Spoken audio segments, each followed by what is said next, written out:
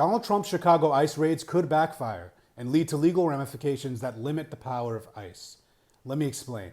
I'm an independent journalist that's been covering Donald Trump and American politics for over a decade now. I've made appearances on MSNBC, CNN, I write a best-selling newsletter on Substack, and I documented every single day of Trump's first term. And I'm here to tell you that those horrific ICE raids in which they raided an entire apartment building, zip-tied children, and detained U.S. citizens with no acknowledgement of probable cause or identifying exactly what they were doing could have violated the Fourth Amendment in real profound ways that could lead to a class action lawsuit that could limit the power of ICE. Let me explain even further. The Fourth Amendment is very clear. I just want to lay it out here for you. The right of the people to be secure in their persons, houses, papers, and effects against unreasonable searches and seizures shall not be violated, and no warrants shall be issued without probable cause. That's what the Fourth Amendment outlines. It is cut and dry. It seems pretty clear to me that ICE agents raiding an entire apartment building in the middle of the night, taking children, in some cases didn't have clothes on, zip tying them, taking entire families and detaining them without explaining what was going on, including black residents that had nothing to do with the ICE alleged reasoning to go after gang members, is a clear, unreasonable search and seizure.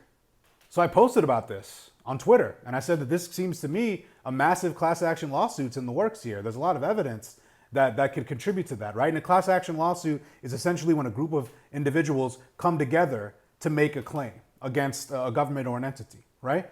And the Supreme Court just limited the power of federal injunctions when based on an individual case, right? But they still allowed federal injunctions and blocks to federal action when a class action lawsuit is levied. That's why it's important to do a class action lawsuit. So I said that basically what happened here probably means the Fourth Amendment was violated at scale. And here's the interesting part. A lawyer responded to me. So a lawyer at the Institute for Justice directly responded to me and said they already have one class action lawsuit in Alabama, which I have read about, that makes claims based on the Fourth Amendment. And now they're trying to reach out to the Chicago residents, the citizens that were impacted by this, because it's a lot easier to prove, especially with citizens, that their rights were violated. So there are lawyers that are on this, and this could be a case we see filed.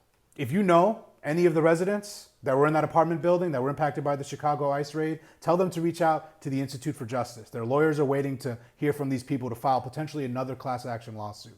Definitely put them in touch, because we could see movement here in a potentially a big way.